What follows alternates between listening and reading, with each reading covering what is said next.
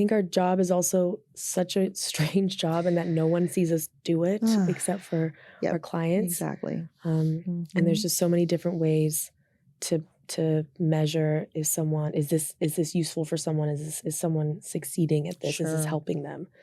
And it's a long-term thing. So it can be kind of challenging because there isn't a lot of like stuff you can point to. There's no data you can point to say, oh, this is evidence that I'm doing this really well. Exactly. So a lot of it is just having to trust yourself, trust how you feel in the room with another client, trust the feedback that you get. For sure. Absolutely. And that's really challenging. Oh, yes. That's hard for me.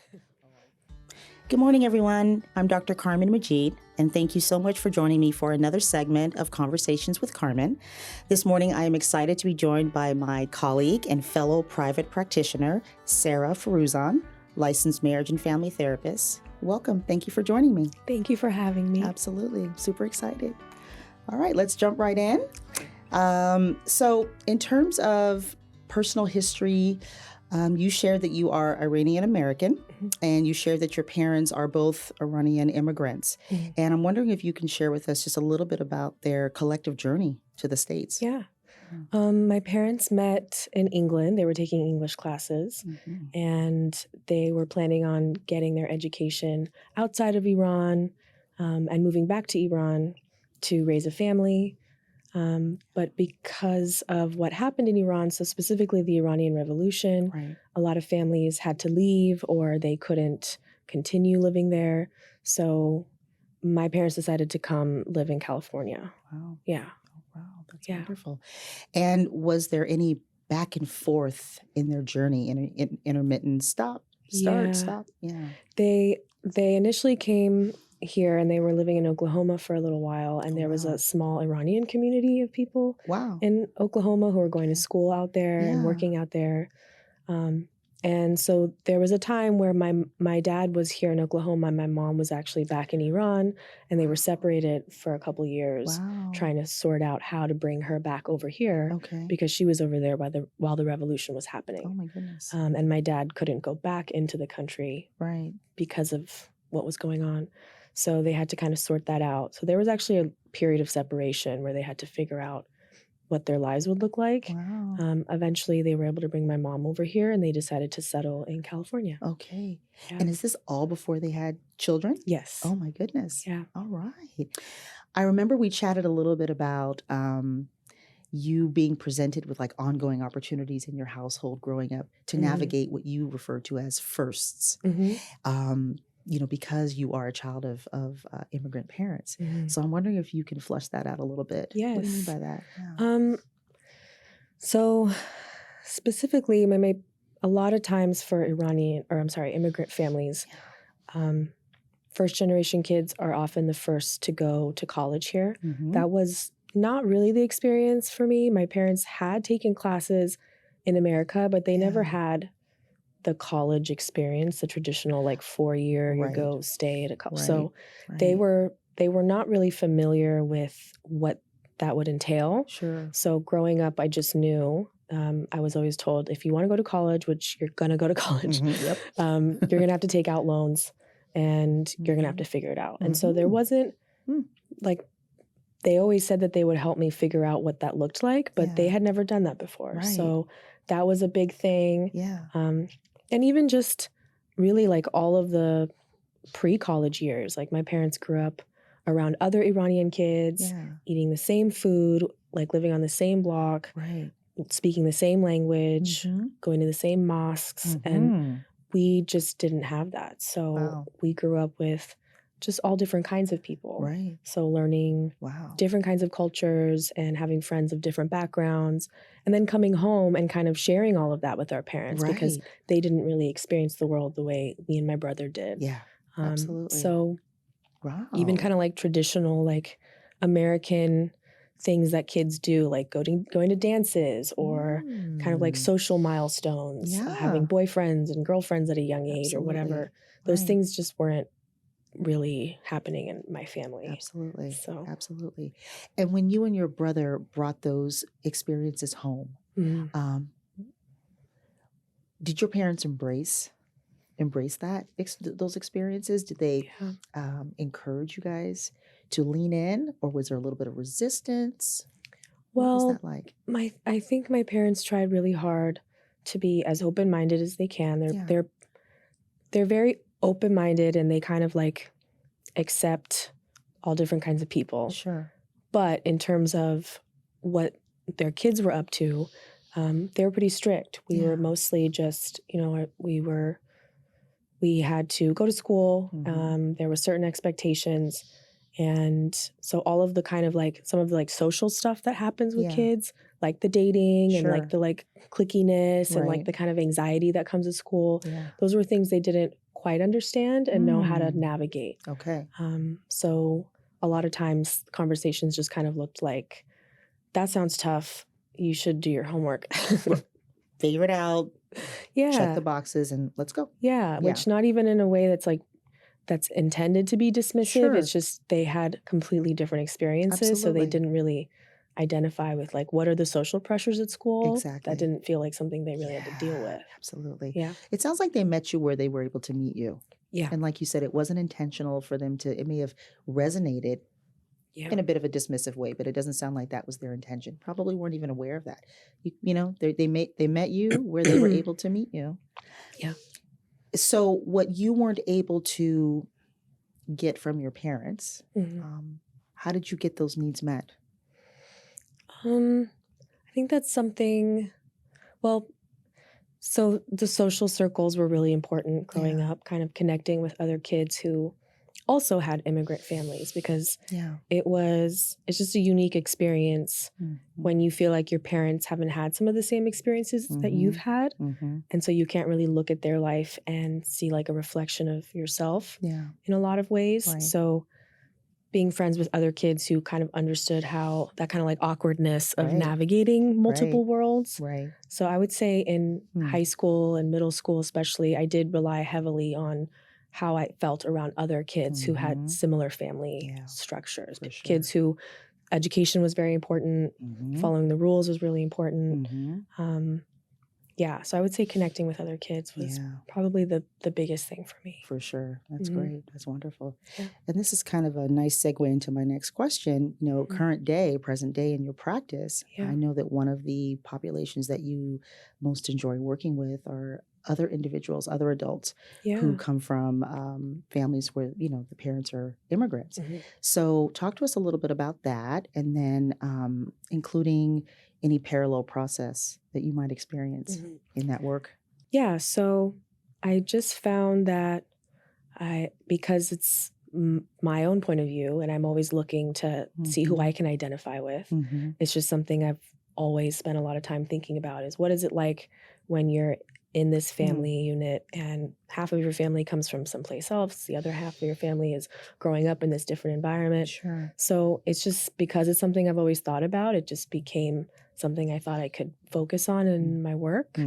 And really with like social media and people being able to kind of share their perspectives online, share their life experiences, I only realized recently that other people have these experiences too, that there is maybe a need for people who want to connect with other adults who've had these kinds of experiences, who've had the kind of like the awkwardness of having to navigate those worlds and not always feeling like they have people in their life who identify with that. And trying to learn more about what does that mean for me? Like how do I show up differently than some of my friends who maybe haven't had that experience? So it just has been something that went from always being something personally on my mind to feeling like I could actually incorporate it with work stuff. Absolutely. Yeah. And I hope this next question isn't overly personal, but what you just said, I really heard that. Something to the effect of how your previous experience growing up in the household and the environment that you did, how does that inform how you show up today? So how, one example, two examples, how would you say I think what I'm asking is, can you give us an example of how your childhood experience informs how you show up today? Like, what is one thing that you do or say or move about your world that is a direct reflection of, yep, this came from my childhood formative years? I think just the awareness of always thinking about okay, well, what is it like for this other person? What is it like for this family? I feel very aware when I'm in someone else's home, for example, that the rules in their home might be different than my home. Yeah. So I think I try to be aware of that as early on in relationships as possible, and to try to kind of make note of what does this person's house rules look like? What do their cultural rules look like? And how can I be respectful of that? That feels something that is important to me, that I definitely think my parents instilled. Yeah. That's a great example. Thank you. Yeah. So you talked a little bit about parallel process. Now, what about countertransference? If and when that ever surfaces for you, how do you manage that? How do you navigate that? That's challenging, but it comes up all the time. Yeah. I would say it comes up when I ask myself, like, can I? And the biggest way it comes up is when I ask myself, like, how can I be useful to clients if I'm someone who's also experiencing these things or has experienced these things? Yeah. And I try to remind myself that means that's exactly why it can be useful, is because I have experienced those things and I've had to navigate them. Yep. So I have to kind of like check in with myself, and I do that with going to my own therapy, talking to my friends, trying to be like hyper aware when, okay, I'm having a strong reaction to this thing. What does that mean? Where is that coming from? Because I do identify with my clients, and that's the purpose of it. The point is for us to identify with each other. Absolutely. And for me to kind of like join them where they're at. But that means I have to be very aware of how that feels for me. Yeah, so you can be fully present and not be distracted. And not to say that the stuff that comes up for you isn't significant. It's not about minimizing it. It's about temporarily putting it over here and then attending to who's in front of you. And then, like you said, circling back afterwards. Yeah, okay. Awesome. Yeah. Wonderful. All right, let's switch gears for a second here. Okay. You have a history of working in community mental health, specifically wraparound. Yes. So I've talked about wraparound on this this program a few times before, but from your perspective, what is, in a nutshell, what is the wraparound program about? What is its mission? Its mission, well, they work with from 0 to 21. So you're working with kids and teens and families. Right. And I mean, the whole concept of, wrapping around a family is to provide support from a bunch of different angles. So what that means is, in a wraparound program, you'll have a therapist, but the kid will also have like a behavioral specialist. There will be a parent partner that works closely with the parents, kind of helping them figure out what kind of parenting style works best for them. So you just kind of have support coming from every angle. And I think that's what makes it really unique, because then when you're working on the team, then you have to kind of collaborate with other people to see how can we best support this family. For sure. Absolutely. What were some of the, and you did this for about 4 to 5 years. I think that's what you shared. That's a nice amount of time, more than enough time to get your feet wet and to really experience, all that the program has to offer. And I imagine that you met with a variety of different families, coming from all, socioeconomic backgrounds, religious beliefs, political beliefs, cultural backgrounds, ethnicities. I mean, the gamut, right? Yeah. What would you say were some of the inherent challenges working in that program with your clients? The inherent challenges.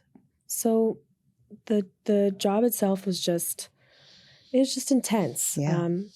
First of all, I was on call all the time. So I would say, because of the nature of the work, it's necessary to be on call. Right. Because people are adjusting, people are trying to reacclimate to certain environments. There's people need support in different environments, so it's important to be available to go to the school or to go to the home or to meet them out in the community. But that did just mean, as a person, it can be challenging, because then you're just kind of, it's hard to turn that off. So I would say that was probably one of the biggest challenges, is feeling like work was constantly something that I was thinking about. Yeah. Absolutely. Yeah. And then, having come from a rap background myself, I know that one of the other inherent, at least for me, one of the other inherent challenges was just building trust, forging that trust with a lot of the families, because they realize that they're in the system. They realize that there is there's a bit of a bias out there. There's a bit of a stigma attached, and they don't know they have a set of strangers, a collaborative team, almost invading upon them or intruding upon their environment. It's like they want the help, but they don't know that they can trust the help. So what was your experience like forging trust with some of the families? Excuse me. Yeah. That was always challenging because you just feel very aware that you're in someone else's space. Yeah. Like you're in their home, you're talking to them about some really vulnerable, sensitive stuff. And it makes complete sense that they wouldn't be receptive to that. Exactly. And most people are pretty uncomfortable with that, at least at the beginning. Or if they have had that experience before, maybe they've been let down. Maybe people haven't really come through for them, or maybe the support that they received wasn't enough. Absolutely. So, and that has less to do with each of the individual people working on the team and more with just the structure of the program. And so that was definitely something that was challenging. So I really just tried to be always as respectful as possible, always ask questions before, instead of making assumptions. Exactly. And always check in with other members of the team and other members of the family to make sure we're all on the same page. For sure. Yeah, wonderful. And I imagine there were some positive takeaways. So I'm wondering, what were some of the positive takeaways for you? And then also, how would you say your experience as a RAP clinician helped to solidify your identity as a clinician? I hope that's clear. Yeah. There were many positive experiences. I mean, I met a lot of wonderful people, and I got to see what a lot of these different roles looked like. So I got to learn about what it's like to be a parent partner, to be a child specialist, or to work with a psychiatrist. Right. I got to see what their work looked like, how it was that they supported their clients.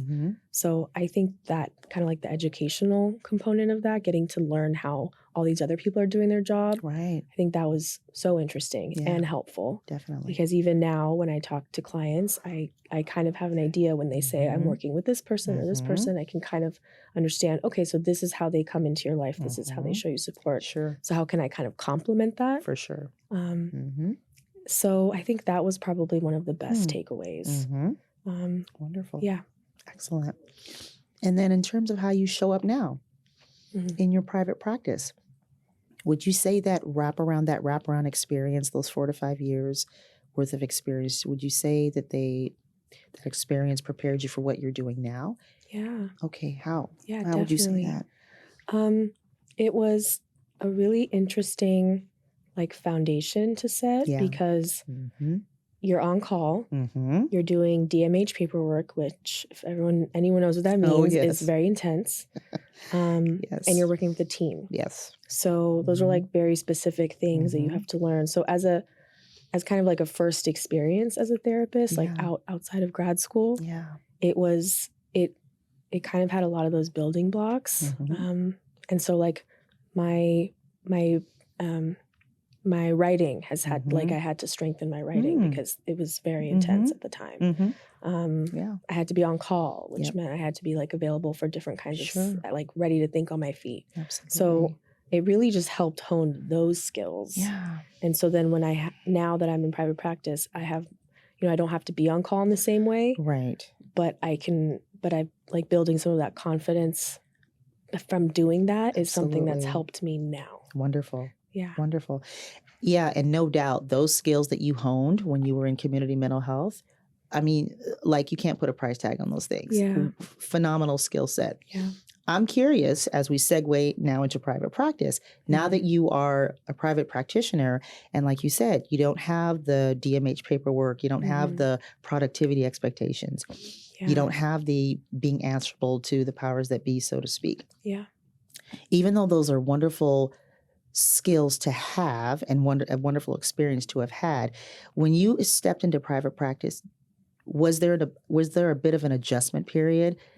Was it challenging? Because I've heard from so many other of my colleagues who I've talked to, and myself included, it took a minute or two for us to oh, wait a minute, I don't have to check in. Wait a minute, I don't have to ask permission. I don't have to put a request in. I don't have. What was that adjustment like for you? It was the same. Same thing. remember, you have a supervisor. They're not your clinical supervisor, but they're kind of your administrative supervisor. Exactly. And I remember the first few months I would go to her for everything. I was like, do you think I should do this? Can I document it in this way? Do you think this is the code? And eventually she had to be like, look, this is your practice. You don't actually need to ask me anything. Like I want you to think of this as a private practice. Yes.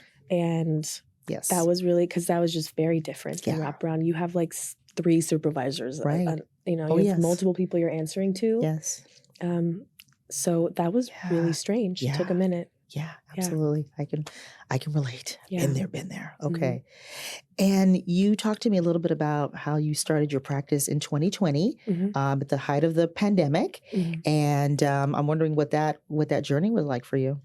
It was so interesting. Obviously, there was a lot going on. Everyone was suddenly at home. Yeah. And then there was a mental health crisis, and that's the news kept talking about a mental health crisis. So there was just an influx of people who wanted to go to therapy. Yeah. And the election, I think, was happening that year. Yes, that's right. So a lot of people came in stressed about the election and about the pandemic and everything that was happening in the news. Yes. And, a lot of the typical outlets, like, can you go for a walk? Can you see a friend? Like, a lot of these things were just gone for a while. Yes. And so it was, but I was going through it too.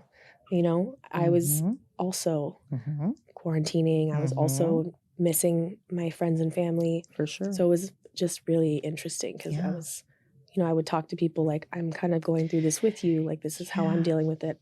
Absolutely. To kind of help them like brainstorm. Absolutely. In real time. For sure. Yeah. You just literally answered my next question because I was gonna ask you, how did you balance, showing up for clients, but then knowing that, they weren't alone. You were right in there with them. You were having your own respective experience. But at the same time though, we were all part of a collective experience. Yeah. And that's what I kept talking to people about. Because I would often get I would often get feedback like, oh, I'm so sorry, I feel bad, dumping all this or venting all this, Carmen, and, you're going through it too. I'm like, it's, we have a shared experience going on. I also have my own respective experience. But interestingly enough, and I said this to a lot of clients, it really was very healing and very therapeutic for me to be able to hit the pause button on my stuff and be there for someone else. Yeah. It was so helpful. Yeah. And I'm not saying it wasn't challenging because it was. I was anxious. I was feeling uncertain. I was confused just like everybody else. What the heck is happening? Of course. But to be able to just absorb all that, put it to the side, and then be there with this other person for an hour, amazing. Yeah. And when I told people that, they were like, really? Wow. I'm like, yes. So number one, don't apologize ever. Yeah. I'm here because I want to be. And you need me here. And it's perfect. And so I ended up thanking them. Thank you for the opportunity to show up for you. Yeah. So I'm imagining that maybe you can resonate with that a little bit. Definitely. Okay. Definitely. Yeah. And that's like, that's a challenging thing to do maybe earlier on when you're like, okay, I need to kind of pivot and be here for someone else. But it's such a great thing to be able to do. Oh yeah. Honestly. For sure. Yeah. What was your experience like with ramping up your caseload and just sort of building that trajectory? I know that we have an amazing administrative team here who, they have our back all the time. They're here to support.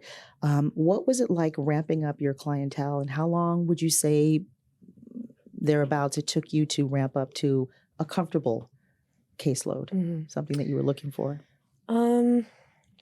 Honestly, because of the way Soul Tenders works, and because you can kind of decide, okay, I have this kind of availability, and it's fairly easy to find someone to fill that spot because there's so many people that want therapy. Yeah.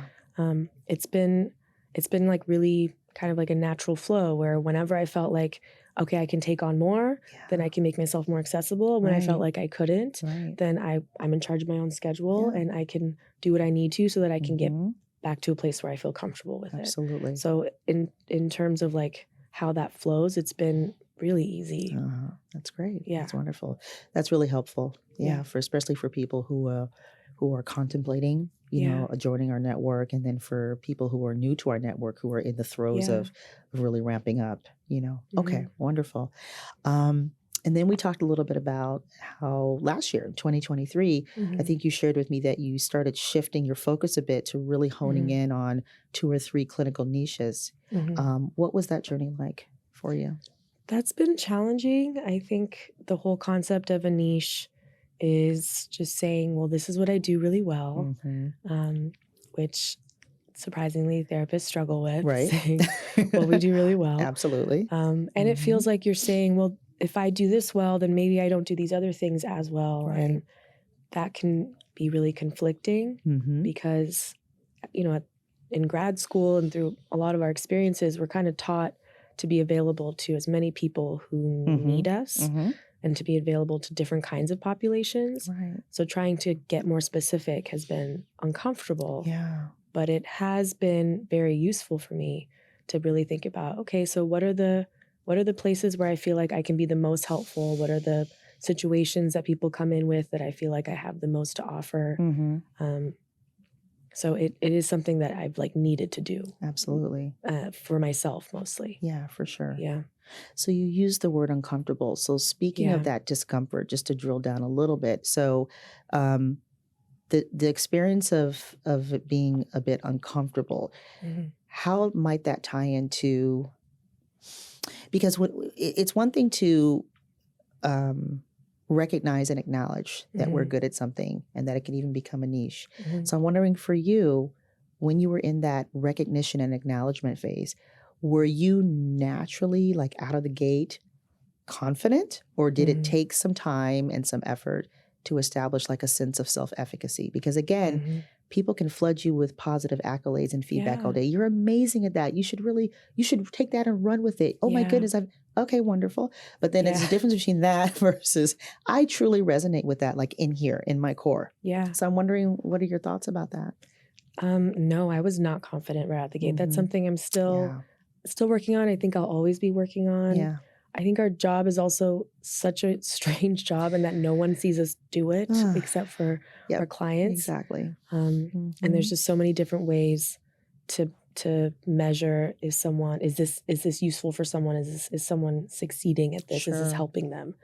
And it's a long-term thing. So it can be kind of challenging because there isn't a lot of like stuff you can point to. There's no data you can point to say, oh, this is evidence that I'm doing this really well. Exactly. So a lot of it is just having to trust yourself, trust how you feel in the room with another client, trust the feedback that you get. For sure. Absolutely. And that's really challenging. Oh, yes. That's hard for me. I'm there with you. I get it. You know, even after years of doing this, you know, you still like, you have those moments where you're like, I hope I'm helping to move this person along. And, you know, and if I'm not, I'm hoping they will tell me and we'll just, you know, we'll talk about, you know, where the disconnects might be happening. Okay. I know we also chatted a little bit about how last year you really were making some concerted efforts to increase your online presence, marketing strategies and whatnot. So what did that look? What did that process look like? So I'm still just kind of at the beginning of that. What I worked on last year was making a website. Okay. So I have that now. I'm still trying to figure out how to have a presence on Instagram. Okay. I haven't really gotten there yet. Okay. But that would be kind of the next step is to start sharing my perspective more frequently. Yeah. But initially just kind of setting up the website to say like, hi, I'm a therapist. I'm available for services. Right. Here's a little bit about me. Right. You know, that took me a while. Yeah. Hello, I'm out here. Yeah. Yeah, definitely. Wonderful. Okay.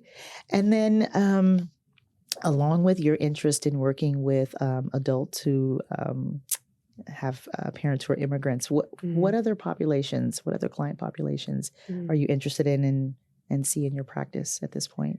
So I'm a certified couples and sex therapist. Yes. So that is also what I want my focus to be. Yeah. So people come in for relationship stuff. Yeah. People in relationships, people wanting sex therapy. Yeah. That's also my focus. Yeah, wonderful. So I'd love to jump on that bandwagon right now for a few minutes. How did you that is a wonderful, wonderful niche of yours. How did that interest when and where and how was the seed planted in terms of your interest in that? And how did you get started? Really, I just had a friend and colleague who was going through couples therapy themselves, Yeah. and then heard about this program, Yeah. and they were loving the program, and so I joined. And really, I was curious about it because I didn't have any training in specifically working with couples. Right. And people were coming in to Soul Tenders wanting couples therapy. Right. So there's definitely a need for that. And I For wasn't sure. sure how different is that than individuals? Yeah. And it's a completely different thing. Yeah. So my interest was initially because I just really wanted to get like a foundational understanding of what it means to work with couples. Absolutely. Yeah. Okay. And then I know you went through a 2-year program, ACAST. That's the acronym, American Association of Couples and Sex Therapists. So what was that 2-year program like? What did it entail? What did it require of you? Excuse me. Yeah. So because it was all online, I guess prior to the pandemic, it was in person, but I joined right when it went to all online. Sure. It's 2 semesters of couples therapy and 2 semesters of sex therapy with supervision the entire time. Wow. Yeah. And so you have case consultation, people talk about things that they're working on with their clients. Yeah. You get feedback, you do role plays. That's great. Different people come in and lecture, people who are specialists in their field come in and talk to you about that. So excellent. It's just a great program. That's wonderful. Yeah. And I know it's not a license that you obtained, but a certification. And I'm just curious, is there anything, not officially like continuing education, but something complementary to it that you're required to do or complete every couple of years to stay current and up to date about the developments in that field? I think you have to continue case consultation. Okay. But I'm not completely sure. I might be making that up. Okay. Got it. All right. Wonderful. And then I know that we chatted a little bit about just you providing, as a sex therapist, you provide sex therapy in the context of couples therapy. So I'm wondering, when you're working with a couple, what has been your experience? Is it something like, in terms of how it plays out, does the couple typically approach you about, hey, we've been here for couples therapy, whatever, focusing on on communication skills, focusing or working our way through an infidelity or whatever the case may be. Now we'd like to work on our sexual relationship. Is it that, or is it more about you intuiting that this is where you might gently nudge this couple in in this particular area, or is it a combination of both? Sorry. Yeah, it's okay. Definitely. Sorry. It's okay. In terms of talking about people's sexuality and their sex lives, I think it's really up to the therapist to kind of bring that in. Okay. Just because it is something that's still really uncomfortable, and people aren't typically going to talk about it. Absolutely. Unless they're comfortable talking about their sexuality, which a lot of people are not comfortable. Right. So I know that in terms of what I've learned through the program, it's also important to kind of initiate that yourself as a therapist, to say, like, these are the things we're going to talk about. Okay. And just make it normal to talk about those things, because everybody has some kind of relationship with their sexuality. Absolutely. Absolutely. Yeah. What do you do with any discomfort that comes up for you? Or does that go back to you deferring to your own therapy, or, working? Okay. Always deferring to my own therapy, kind of like noticing what's coming up. Sure. Noticing if I'm like feeling blocked in any way. Absolutely. And then also just kind of acknowledging with clients that like this is a little awkward for me as well. And like that's okay. Yeah. But we're all going to talk about it. We're going to feel awkward together, and we're going to get through it together. So I think the acknowledging also helps. Yeah. I think people have an idea that they are uncomfortable with their sexuality and everyone else is really comfortable with their sexuality. Which is so not the truth. Which is not the case at all. Mm-hmm. So trying to remind people, like, no, this is strange for everyone. Absolutely. Well, just reminding them that you're human too. So humanizing the experience. Exactly. Pointing out the big pink elephant in the room. Yeah. Being transparent. And then I think also just using what I assume to be your positive therapeutic rapport and trust, use that as leverage. Yeah. That's imperative. Yeah. No matter what kind of therapy you're offering, that foundation it's imperative, Yes. So, okay. Wonderful. EMDR. I know that you are trained, not yet certified. Is that what you Yes. shared with me? Okay. Yes. So talk to me a little bit about how you became interested in EMDR and what you've done with it so far. Yeah. Practice, yeah. I learned about EMDR as a client. My therapist suggested it and thought it would be useful. Yeah. And it has been really powerful. So I just want to learn more about it. Wonderful. So I'm trained. So I've gone through the training, but I'm still not certified, meaning I have like a certain amount of clients left that I have to see to get to a certain point. Right. So I'm kind of halfway through that process right now. Okay. Excellent. And the way I've been trying to incorporate it is by bringing it up to clients that I think it could be useful for that I'm already working with. Wow. Wonderful. And just seeing if it's helpful for them or not. Excellent. Yeah. Oh, that's wonderful. Yeah. Do you have any other areas of interest? I like to frequently ask people about, whether they have a professional bucket list. So is there anything additionally that you would love to explore or become trained or certified in or going forward? I would like to be a supervisor eventually. Great. I think that would be excellent. I think that would be really interesting. Yeah. In terms of what I'd like to explore, I kind of just want to continue to build strength in these areas for now. And then kind of see what comes of that. Wonderful. Yeah. Just staying open. Yeah. Staying present. That sounds great.